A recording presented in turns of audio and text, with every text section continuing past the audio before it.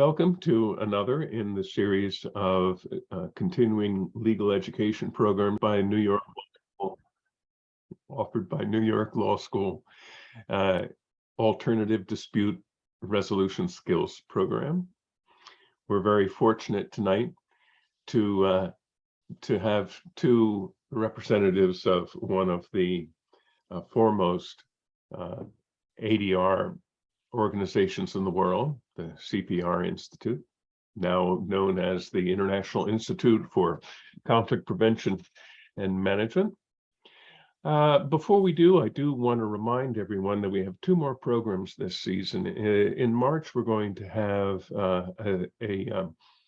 a program on sports arbitration.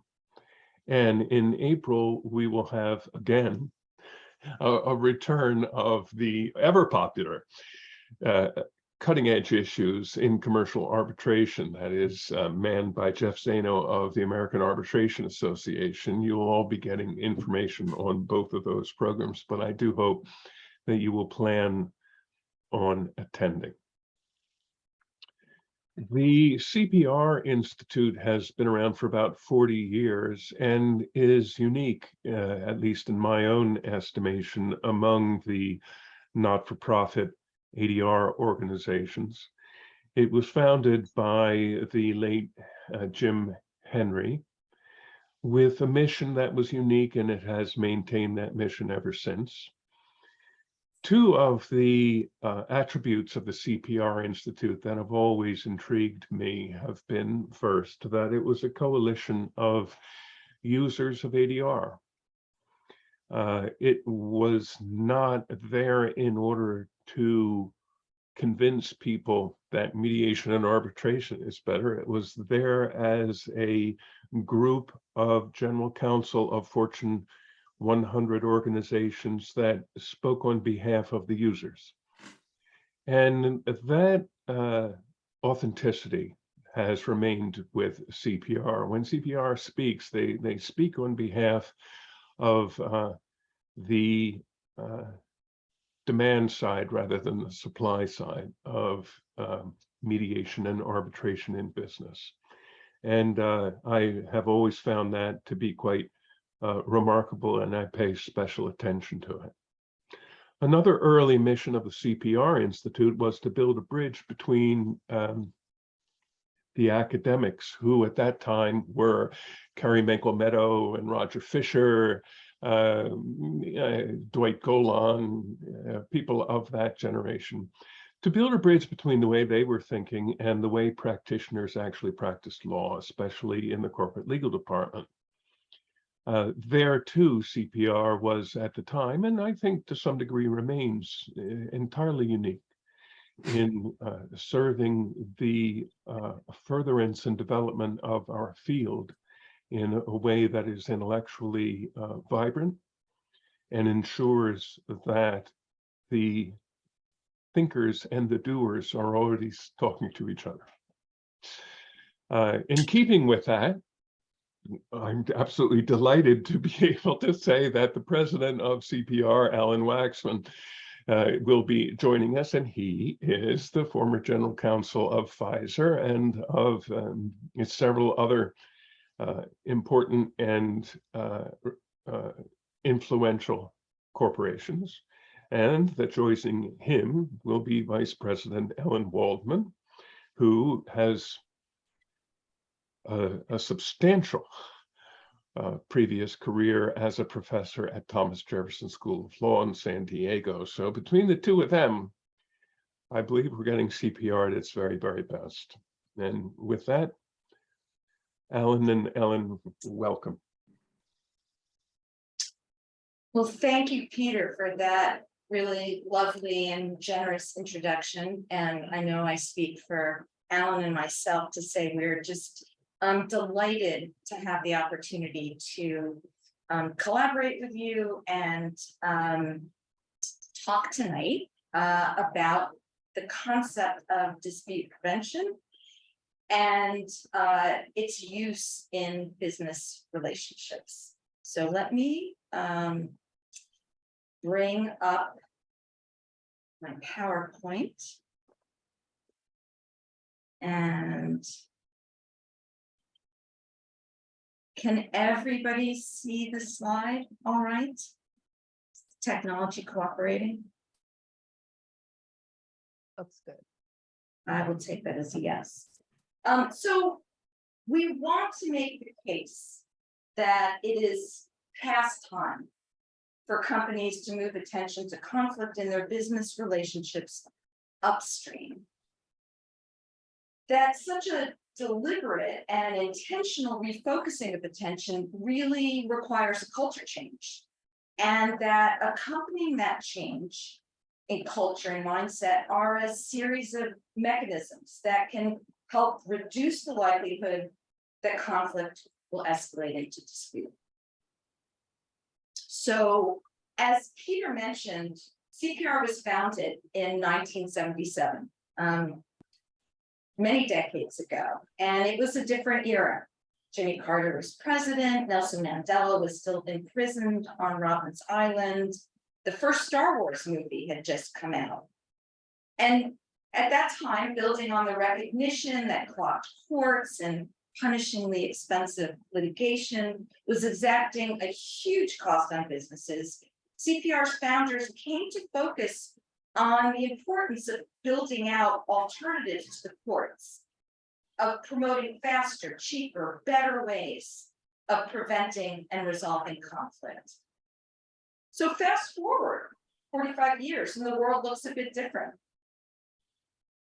Much attention, as everyone on this call knows, has been paid to various methods of resolving disputes, once grievances have coalesced and taken the form of an actual legal claim.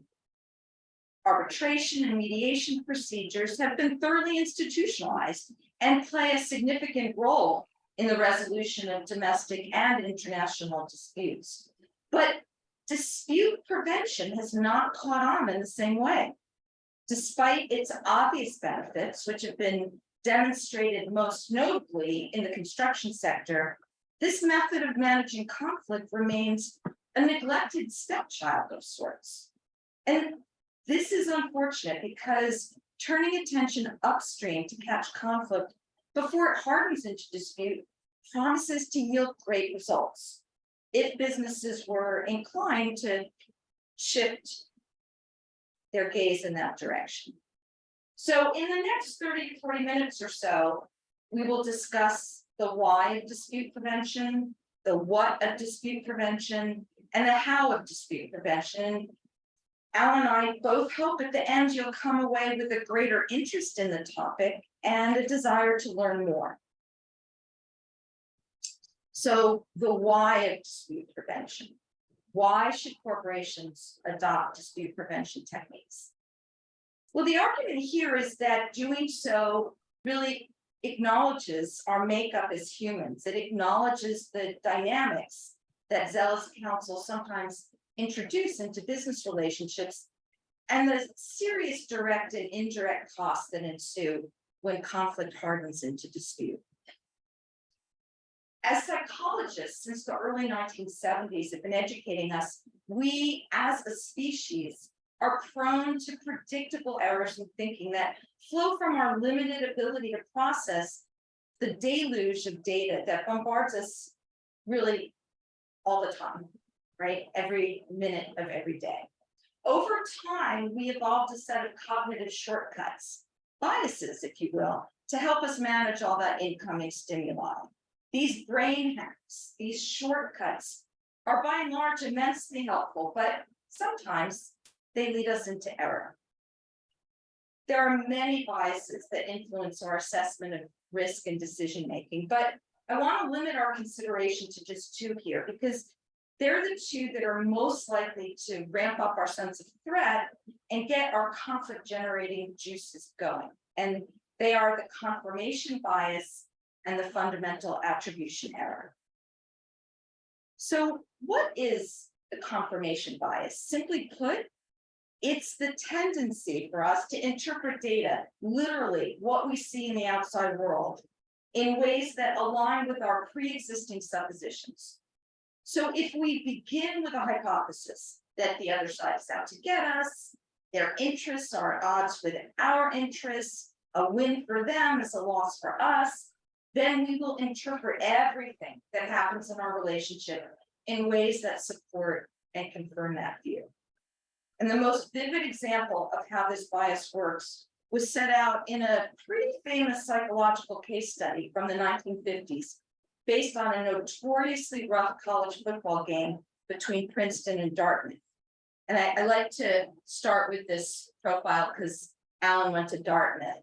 So, you know, talking about getting those juices flowing. So the game was the last of the 1951 season. And it was a really significant one for Princeton because they came into the game undefeated, and their all-American quarterback, Dick Kazmaier, who had just been featured on the cover of Time magazine for his athletic prowess and potential, was playing his last game as a collegiate. As the game began, the ref's whistles started blowing, and the play became increasingly violent. Dick Kazmaier exited the field with a broken nose in the second quarter. 2 Dartmouth players were carried off the field in the third quarter, one with a broken leg, the other with a bad sprain. And the story that emerged on the Princeton campus was that the Dartmouth players intentionally played rough and dirty, that they willfully took out Kazmaier so he couldn't work his magic. And that throughout the game, the Dartmouth strategy was to hit and punch Princeton players after play had stopped. The story on the Dartmouth side was different. The Dartmouth campus dailies wrote that the Dartmouth players were being unjustly accused. It's not really that unusual for quarterbacks to get hurt. And that what really happened after Kazmaier left the game with a broken nose was that the Princeton coach told his team to just go out and get those sons of bitches. And that thereafter, the Princeton linemen were consistently tackling the Dartmouth throwers after the ball had passed and were standing unprotected. And that's how we can understand the broken leg and the sprained ankles that resulted for the Dartmouth team, that was the result of intentional bad behavior on Princeton's part. Fascinated by these dueling narratives, 2 psychologists decided that they would show undergrads at each school who were very aware of the particular narratives being spun on their respective campuses, that they'd show them a movie, a video of the game, and ask them while they were watching the video to count the number of infractions they saw and label them mild or flagrant. And what became really clear is that these undergraduates went to the same theater but saw entirely different shows. When watching the video of the game and asked to note the infractions, the Princeton students saw the Dartmouth team make over twice as many infractions as their own team. And they basically saw the Princeton team infractions as largely mild, while they saw the Dartmouth team infractions as largely flagrant. The Dartmouth students, on the other hand, thought both sides made about the same number of infractions, and they tended to label the Princeton team infractions as flagrant, while they labeled the Dartmouth team infractions as equally mild or flagrant. So the undergrads from Princeton watched the game with one thought in mind: these Dartmouth players are beasts, and what they saw confirmed that assumption. The undergrads at Dartmouth watched the game with the assumption that once Kazmaier was carried off the field, what they were witnessing was a revenge play. And when they watched the video, what they saw confirmed that story. Students could not see behavior on the field that challenged their existing set of beliefs. When noting infractions, Dartmouth students didn't observe their own team's worst penalty moves, and the Princeton students' vision simply did not include the Princeton players' after-play kicks and punches. They literally didn't see them. That is the confirmation bias at work. The fundamental attribution error is a related cognitive bias that encourages assumptions that stoke conflict. Essentially, when assessing the actions of others, we tend to discount context or the surrounding situation. We attribute others' behavior to innate character traits as opposed to external circumstances. For example, imagine 2 players, one in a well-lit gym, the other in a poorly lit gym. The first player makes a high percentage of free throws. The second one makes a lower percentage. When asked who's the better player, spectators tend to respond, well, the first one, discounting the role of lighting in determining whether the shot is successful or not. This is what we do. We systematically underweight the role of context when assessing others' conduct. At the same time, we keep context very much in mind when assessing our own behavior. So if a colleague is late to a meeting, we might assume, well, that's just who they are. They're not committed, they're not responsible, they're not punctual. Whereas if we're late, we might conclude, I'm basically a very responsible person, but that traffic, who could have anticipated that traffic? That's the fundamental attribution error. When they do it, it's a reflection of character. When I do it, I'm a victim of circumstance.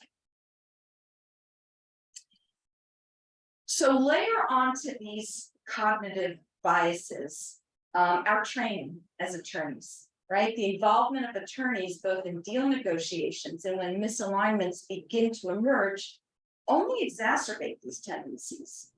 When negotiating with prospective partners, our training to be laser focused on risk and aggressive in our efforts to protect our clients can lead us to moves that put the health of the deal at risk, like trying to foist all risk on the other guy. And when the other side asks for a particular term, these biases can leave us thinking, well, if it's good for them, it must be really bad for us. Let's resist and retrench. So there are aspects of our biological makeup, how we're wired, how we've evolved to think, how we're trained as lawyers to do our jobs that make conflict and the escalation of conflict exceedingly likely. And of course, as tensions increase and problems evolve into legal claims, the costs, both direct and indirect, can accelerate with stunning velocity. And I know this is a sophisticated audience, so I'm not going to belabor the obvious point that disputes are costly, but let me just present a few kind of staggering statistics. So in 2020, there were nearly 33 million cases filed in state court and over 495,000 in federal court. The National Center for State Courts in a 2012 study estimated that the mean litigation costs of a run-of-the-mill contract breach claim topped over 90,000. So just add inflation and today's dollars, you can get a higher amount. In the construction industry, transactional costs of resolving disputes total 4 to 12 billion or more every year, and serious disputes arise in 10 to 30% of all projects. And I just read a 2023 global construction report looking at the average cost of a global construction dispute in 2022, and that totaled over 52 million, up from 31 million in 2019. So the costs are high, getting higher. And of course, disputes cost more than just money, right? Loss of business focus, diversion of resources, reputational damage in the marketplace, damaged relationships with possible collaborators, loss of future opportunities.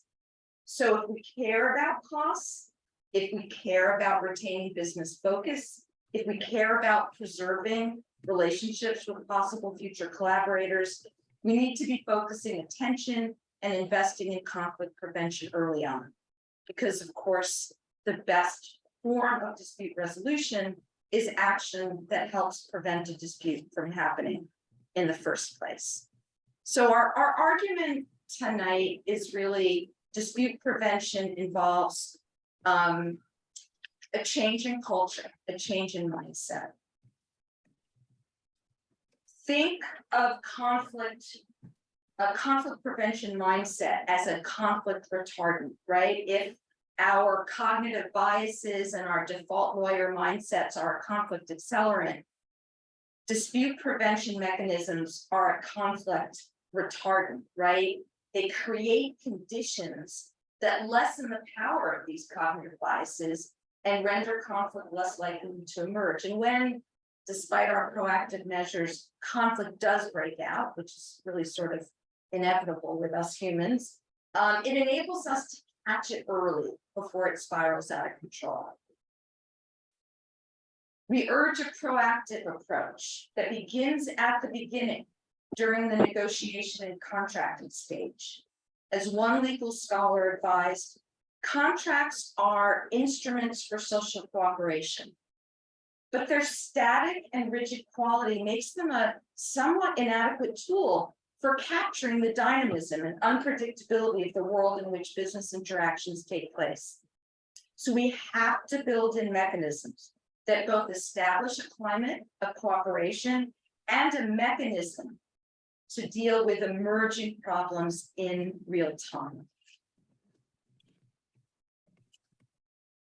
We also think that lawyers need to recognize that trade-offs are necessary, that risk needs to be dealt with fairly and equitably, and that deal partners have to be conscious of the inevitability of conflict and thinking from the very beginning how that conflict can be identified early and skillfully managed so it doesn't turn into a value depleting dispute.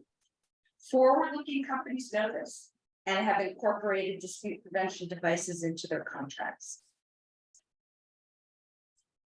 So at this moment, I want to turn it over to Alan to talk about some of the mechanisms that exist for dealing.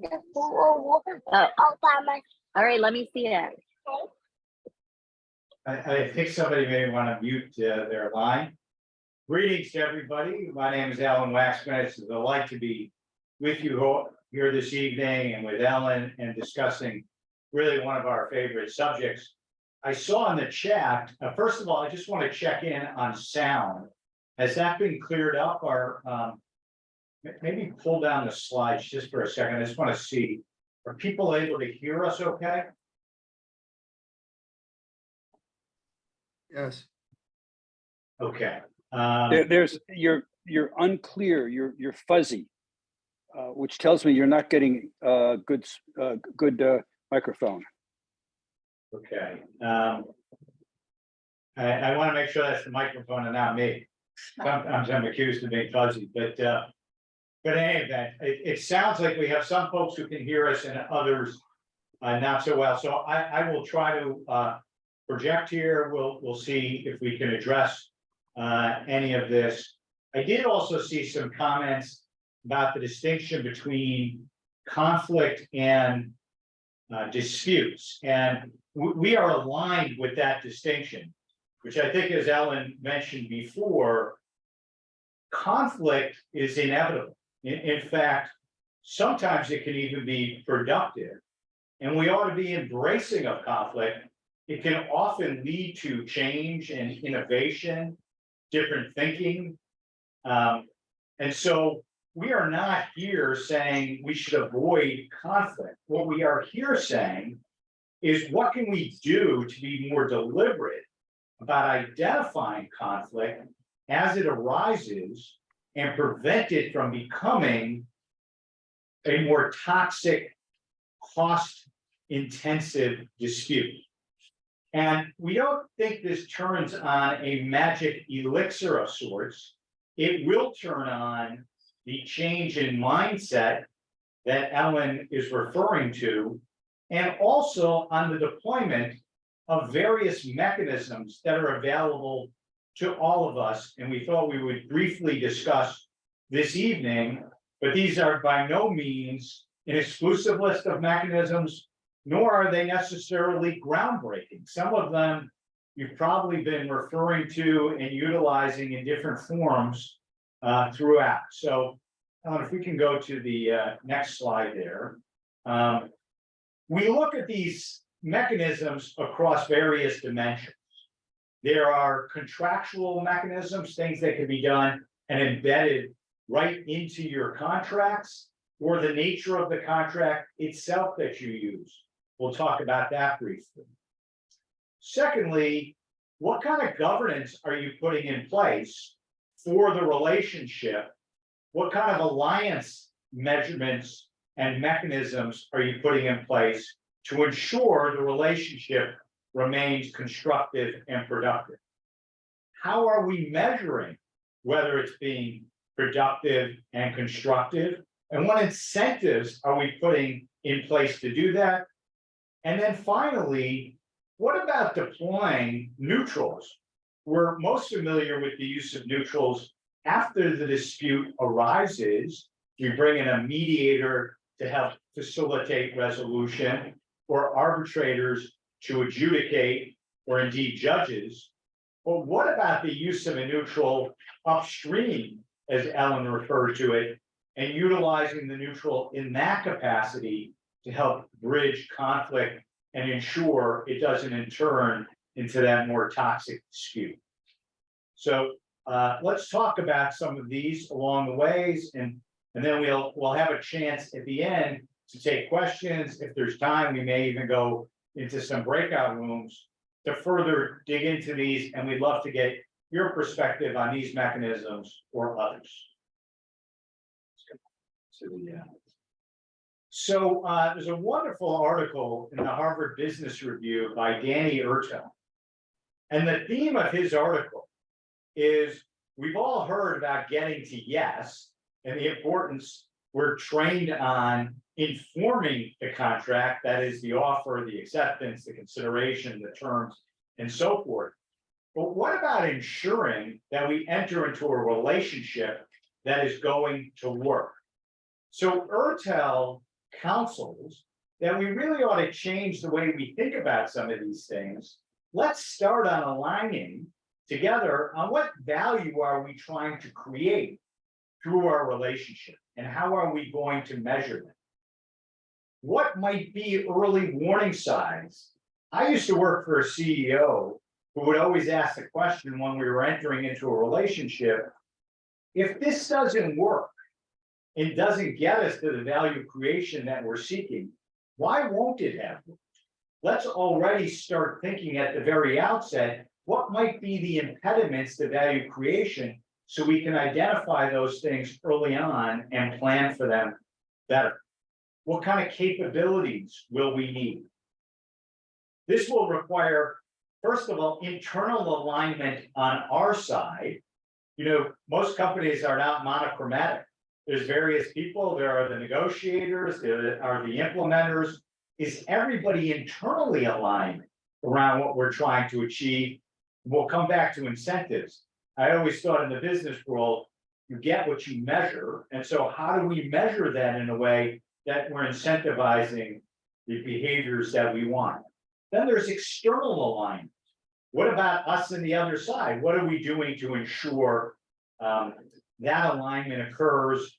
And then, of course, back to the incentives, are we rewarding our deal makers, not for just something that looks good on paper, but for something that can actually be implemented? Tom Finn of Procter & Gamble talked about it's worth leaving some money on the table if you realize the most expensive deal is the one that fails. Let's go.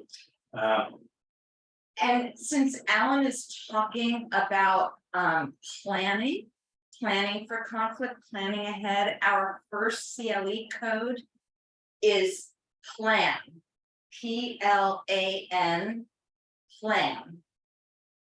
Well done. Okay, this is a really wonderful chart taken from Ertel's work, which really contrasts different mindsets here.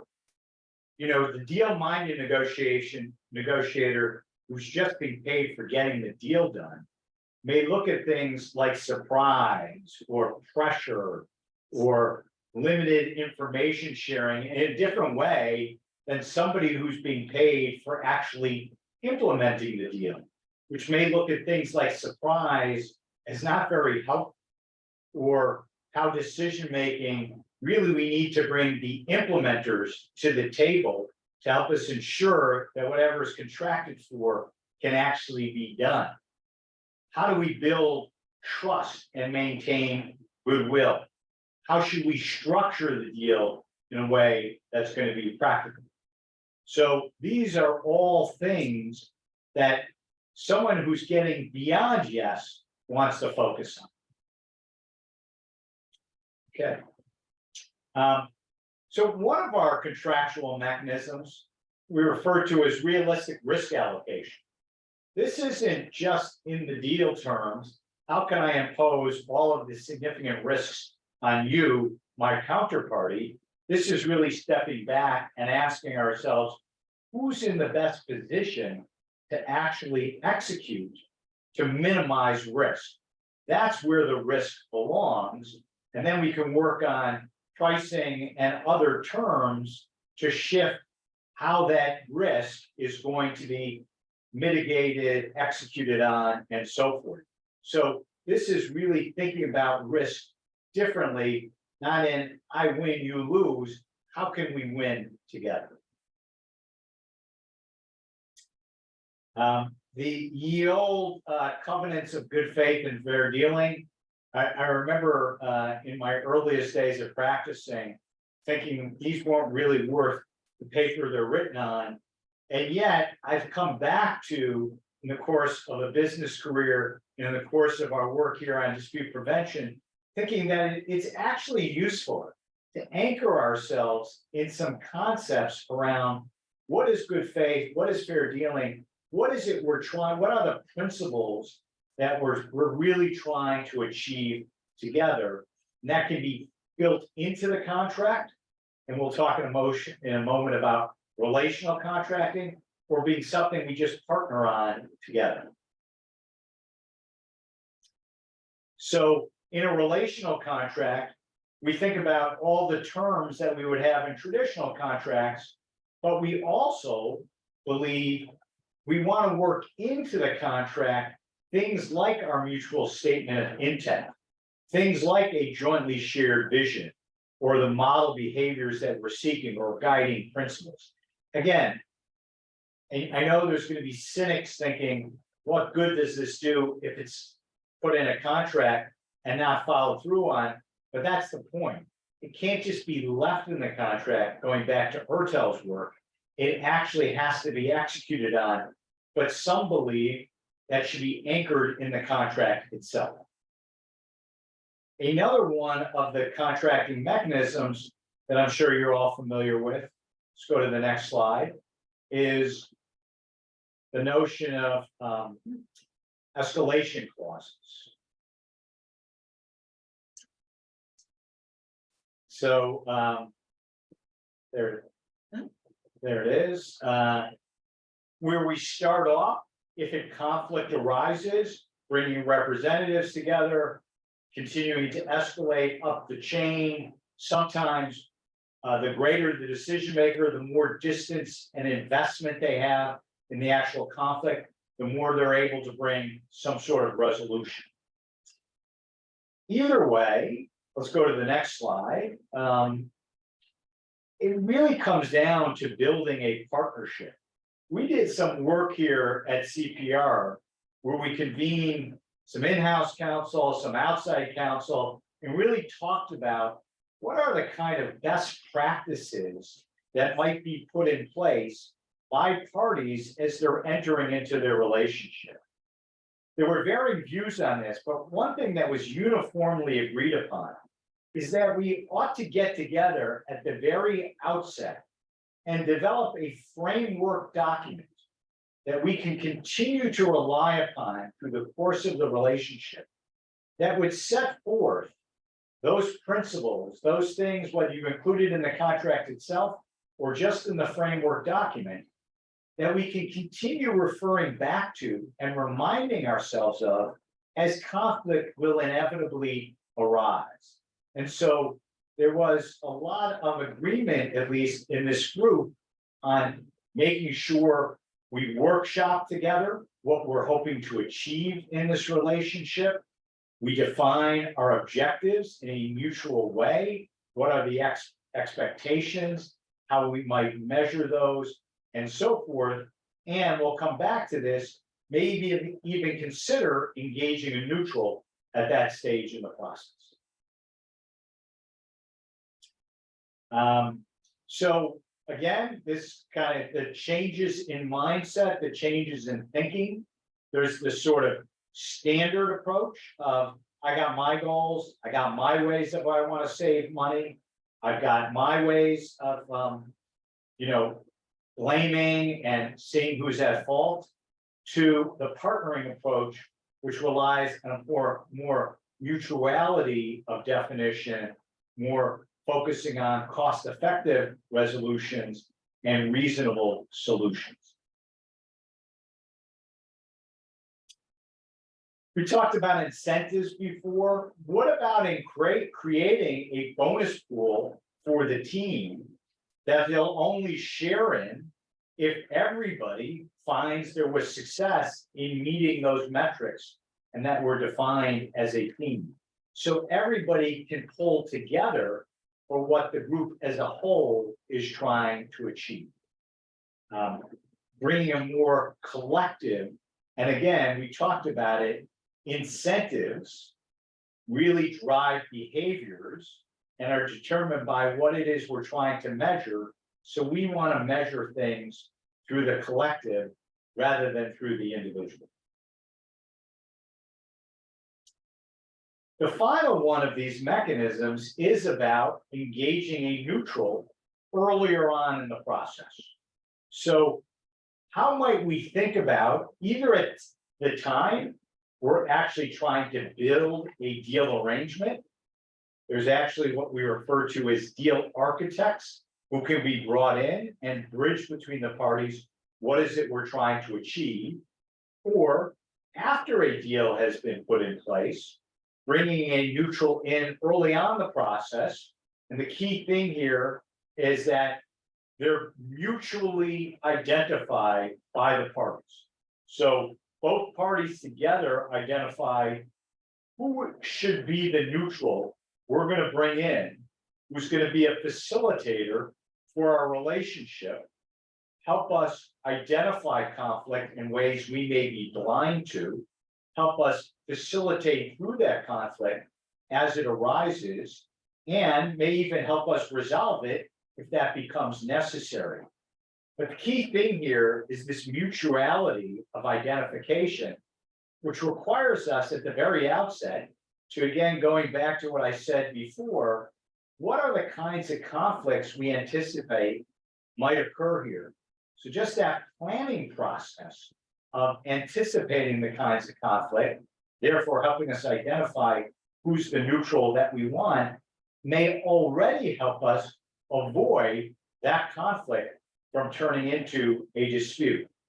So just the very act of identifying the neutral can be helpful in dispute prevention. We could then define just how do we want to use this neutral. Do we want the neutral to be part of our team meetings, or do we want them to be on standby? Maybe we don't want to invest costs and expenses early on, so we just say to the neutral, you just be available for us when either one of us needs you, or they become part of the governance mechanism for the relationship as a whole. These are just different choices that we can make along the way. Let's go to the next slide. So again, the critical features, first of all, that mutuality of selection has to be somebody we have confidence in, that has somebody who's going to gain our respect, both of us and each of us, somebody who is expert in the kinds of issues that we're anticipating, who can be available to us when we need them or as part of the governance mechanism, all right, and who can help us promptly address issues. We refer to this Hawthorne effect because time and again in our discussion of these mechanisms with others, they pointed out to us that when they put in place these neutrals, often they don't even need them because the very existence of the neutral causes the parties to work much more assiduously in trying to avoid needing the neutral, which is the Hawthorne effect. Let's go to the next slide. So at this point, why don't we take this down for a second and just see if there's any questions that we have? Do we need to give another? We have one, we need to give another, We have 10 Fine. minutes. okay. So let's just see if there are any questions at this point before we will turn to a case study. See the chat. And we seem to have many comments in the chat.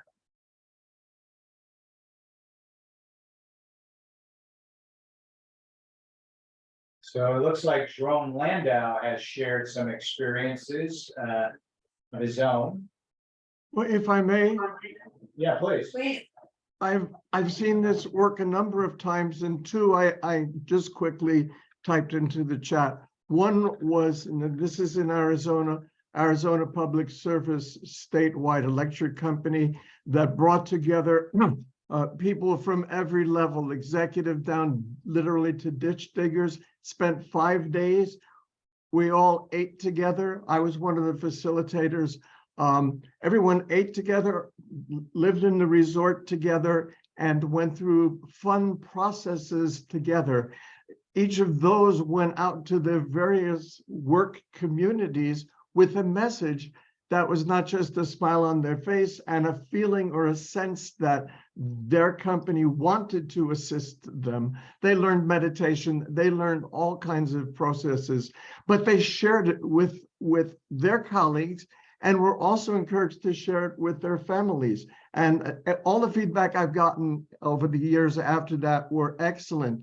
Another one was at a law school construction project where representatives of the contractor, the owner, the subcontractors, each appointed by their own employers, came together and spent a day, not just for a meal, but in fun projects, doing things together. I mean, as simple and silly as taking decks of cards and building structures.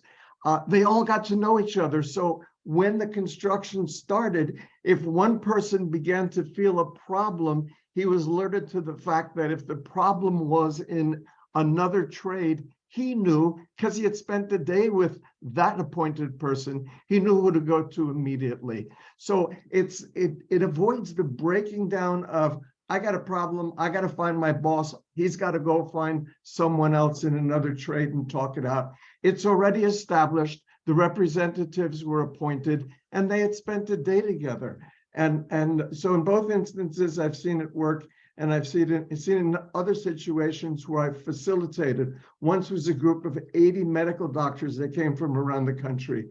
And to get medical doctors to agree and work together is really a chore.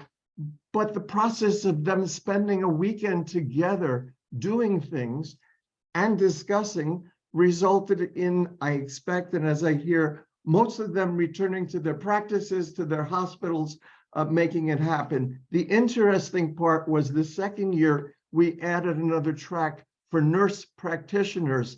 And in reality, the nurse practitioners did better than the other 60 or 70 physicians.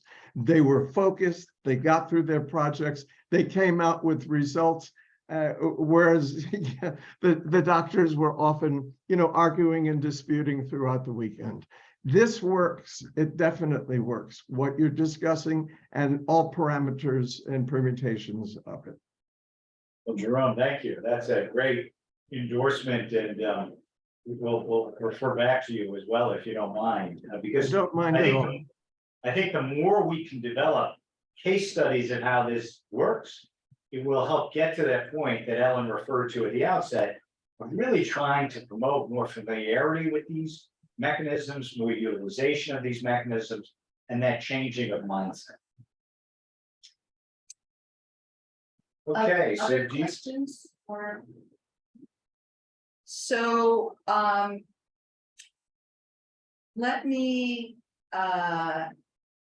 talk for a moment about another case study. And this is also from the construction industry, which is the industry that has really used these mechanisms to full extent. So this example involves a commercial real estate developer and a hotel chain.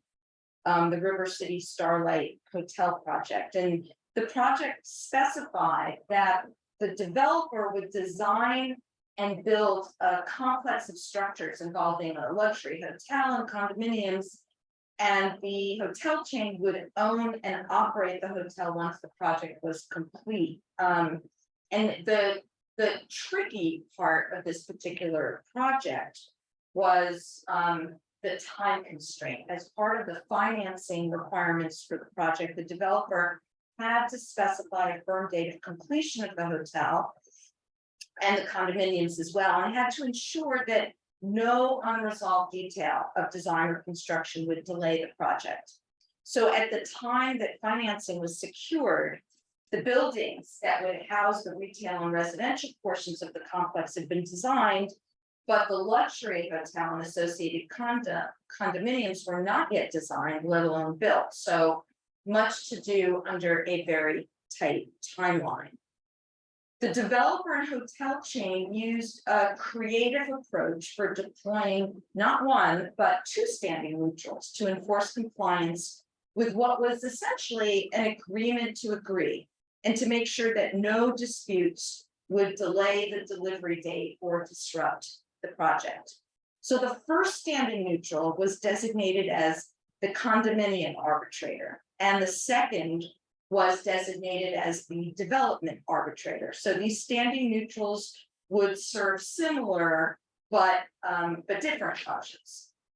However, in both cases, as you can tell from the name, the standing neutral was empowered to render a binding opinion to ensure timely resolution of any issues that emerged throughout the construction period. So having the condominium neutral made sure that the parties would negotiate and record a condominium declaration to define the condominium portion of the overall project, so advanced sales of these condos could take place, which was an essential element in the cash flow financing. The parties selected a standing neutral who was a law professor and an expert in condominium law, and the parties agreed that if any conflict or tension emerged about any term or condition of the declaration that they were working on, they would present their respective position and propose language to the condominium neutral, who was empowered to essentially make a binding decision as to whose party's language would actually be adopted. And this neutral served until the parties completed negotiations and drafted the condominium declaration. And because they had this structure in place, the condominium declaration was completed in a timely manner, no disputes, the condominium neutral was discharged. The purpose of having the development neutral was to make sure that no unresolved disputes would interfere with the achievement of the project's critical delivery date. So for this role, parties chose a construction lawyer who was very familiar with the type of design and construction involved in this particular hotel project, and who was also a well-known expert in dispute prevention and resolution systems. So this part of the contract is so very clever, I think. The contract required that if the parties disagreed over any element of design or construction of the hotel, they'd immediately call the development neutral, who would then spring into action, meeting with the parties within 5 days for a short, as designated by the contract, mediation session to see whether the disagreement could be resolved in real time, just by the parties talking with the neutral present. And if that real-time resolution didn't happen, the neutral would then schedule a hearing to be held within 21 days, where the parties presented evidence supporting their respective positions. And the neutral, now assuming an arbitral role, then had 2 days to make a final and binding decision, which was not subject to appeal. And the speed of the process was enhanced by the requirement that the parties would present the dispute to the neutral in a baseball arbitration or final offer format, calling for an up or down decision on whatever issue was being adjudicated. The process guaranteed that no dispute could go unresolved for over 27 days. Key part of the process was keeping this development neutral in the loop, right, throughout the duration of the project, ensuring again that the neutral was up to speed, ready to be useful in the event of an actual conflict that required his involvement. So to do this, the parties provided the development neutral with monthly reports, access to the project through a webcam, and during the 2.5 years that it took to complete the design and construction of the building, the development neutral was on call throughout. And it will perhaps not surprise you, since we're using this as a case study, that the results were pretty fabulous. There were no disputes for the development neutral was settled through the formal arbitration process. Obviously, the Hawthorne effect was much in evidence. While the parties occasionally disagreed, they resolved all issues themselves because having this structure helped them stay on track, and incorporating these two standing neutrals helped the parties complete a highly complex and risky project within budget and ahead of schedule. Okay, we should, we'll stop for questions in a second, but we want to give you our second. Yes. Assuming the Vanner White roll again, our second code is prevent, PREVENT, prevent. All right, let me take this.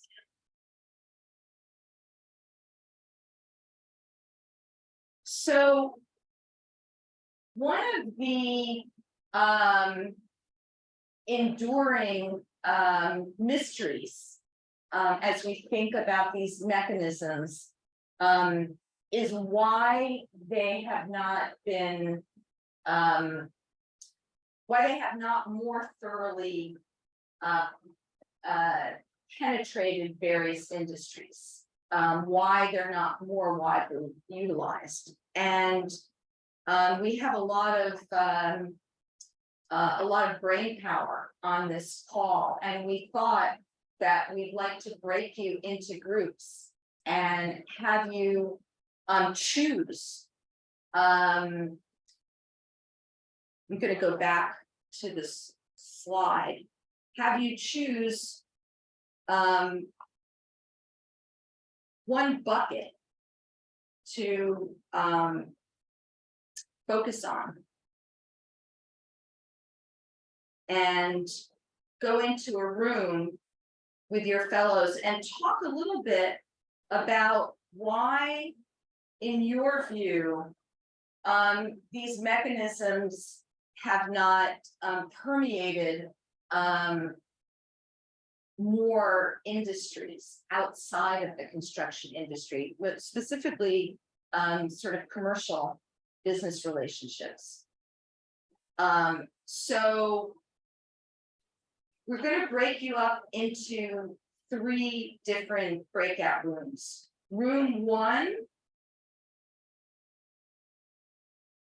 we'd like you, if you move into that room, to talk about contractual mechanisms.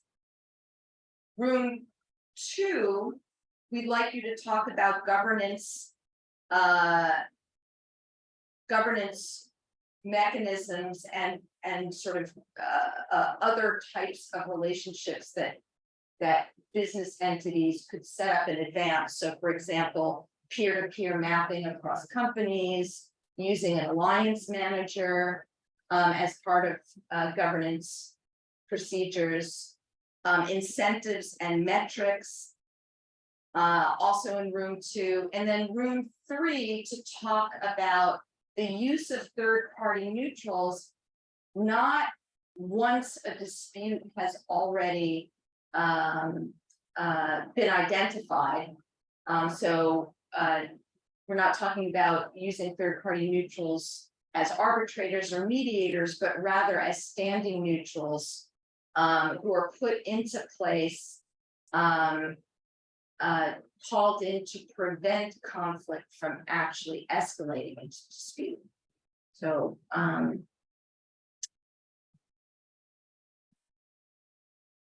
we would hope that we could have you in the breakout rooms for about 7 minutes.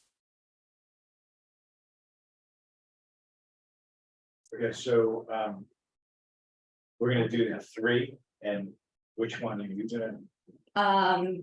I'll take So because we're doing it buckets, this is Mary Sue, excuse me. I'll create the rooms and allow people to choose. So Perfect. I sort of named them. right. So again, room 1 for contractual mechanisms, room 2 for governance and relationship and incentives, and evaluation metrics, and room 3 for standing neutrals. And we just like your views on what's the barrier to greater use of these mechanisms, and how might we overcome those barriers? What's the best approach to moving forward toward prompting greater utilization of these mechanisms? So Where do we want to have brief sort of reporting back from our smaller groups? And well, I think I can do a quick job, Ellen. I was dealing with standing neutrals, and a distinction was being made between closing down an LLC or a construction project or something that have a beginning, middle, and end, and ongoing relationships where the utility of a standing neutral may not be as obvious. And the kinds of disputes that may arise are not as predictable and not as easily handled at their early stages. Okay, that's useful. In my group, there was an observation that certainly the training of lawyers plays a role in the discounting of these various mechanisms, but also that there is a sort of cultural affinity that transcends the legal profession, that we like winners, we like losers, we are drawn to dispute, actually, that there's a cultural aspect that may make it harder for these mechanisms to take hold. Alan? Yeah, somehow this didn't work out right. I ended up in the standing neutrals room as well, so apologies. Did anybody end up in the first room for contractual mechanisms? I can report on that. There were 2 themes that came up because contract is as the deal is being formed. So there were several themes around either don't kill the deal, or of course we're not going to have a dispute. We love each other now. Everything's rosy. So there's a reluctance to want to think about the negative. And then the other theme was that in business deals, when you're doing the contract, there's this fear that the lawyers will come in and kill the deal. But that there's a feeling if they just put like a standard arbitration contract provision in there without much forethought as to how it would need to be molded to the circumstances or finessed or improved, that they've just put something in there and that deals with dispute resolution and it's a done deal. Well, these are all very useful obstacles to be aware of, and as Ellen pointed out earlier, clearly this has not been embraced, so these obstacles are all very real obstacles and worth us thinking through how we address those. Deborah, I see you have a hand up for a while. Did you have something you wanted to add? I did, if you don't mind. So in our group, it was group 3. I think that the consensus was that we'd had to get out and educate ADR professionals, but I think more importantly, we have to go out to our other colleagues in construction, in trust and estates, in real estate, wherever we're working, in commercial, and educate them. We have to write for their newsletters. We have to really put it out there, because I think that everyone is saying here that people are a little afraid to relinquish things to ADR because, you know, they won't have control. And we have to really educate them that this is a partnership that will make them more valuable to their clients instead of less. All good points. I am struck by Peter's observation that we talk in terms of projects and rather than relationships. And isn't this really about how to maintain a relationship? And if we look at it that way, it might bring a different frame to how we think about what it is we're entering into, how we put that framework together, how we maintain that framework. When we think about in terms of relationships, how do we care and feed for a relationship feels different than how do we lawyer up a transaction. So in order to maintain our relationship with Peter, I've promised to hand the proverbial microphone back to him by 6:44, and it's now 6:42. So that gives us 2 minutes for a final question or comment. And Oh, the final and word. the final word, which is progress, right? And we really want to sort of leave this call with a forward-looking emphasis that we, you know, I think we all agree this is a direction we should be going in, and the only question is what's the best path? Ellen and Alan, I'm just so honored and so grateful that you would spend the time and join us today. When I was at CPR myself, I remember talking to a guy who was general counsel at Nestle, who said to me that you don't sell the drill, you sell the hole. And I didn't understand what he meant. And he explained to me, you don't sell the thing that you have, you sell the need that the other guy has. And one thing that is very clear, I think, to anybody who hangs around in-house counsel is that legal spend needs to be managed, and that some of the techniques that we've been discussing are ways to manage them. And it's really a sobering and I hope very, very helpful work that CPR is doing and will be doing going forward. I appreciate everybody. As I say, if you're interested in sports ADR, that'll be next year. And if you're interested in commercial arbitration, that'll be coming up as well. There won't be a 4th code. I see there are only 3 codes that need to be given. So just go ahead and put in those 3 and push. We don't have the 3rd code. There's no 3rd code. Yes, we do. It's called prevent. Oh, it's plan, prevent, and then the 3rd code is progress. Progress, our most important product. All right, everybody. Thank you again very, very much indeed. We look forward to seeing you again soon.